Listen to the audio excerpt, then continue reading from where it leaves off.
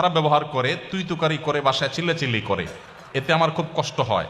আমার বউ এখানে উপস্থিত আছে, আমার বউকে কিছু নসিহত করুন প্লিজ। যে ভদ্রলোক প্রশ্নটি করেছেন, আমার মনে হয় যে আজকে বউকে তিনি ফুসলে ফাসলে আনছেন এই উদ্দেশ্যে,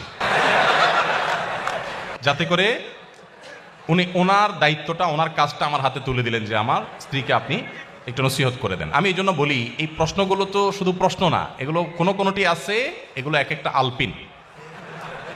অর্থাৎ আপনার কাউকে একটা খোঁচা দেওয়া দরকার, আপনি দিতে পারতেছেন না, আলপিনটা আমার হাতে দিয়ে বলেন আপনি একটু দেন, ব্যাপারটা সেরকম হয়ে গেছে।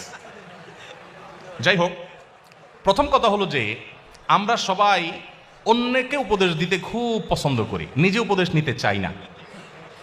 আমার কাছে যখন প্রশ্ন আসে যে হুজুর আজকে একটু বলে যাবেন যে একজন স্ত্রীর প্রতি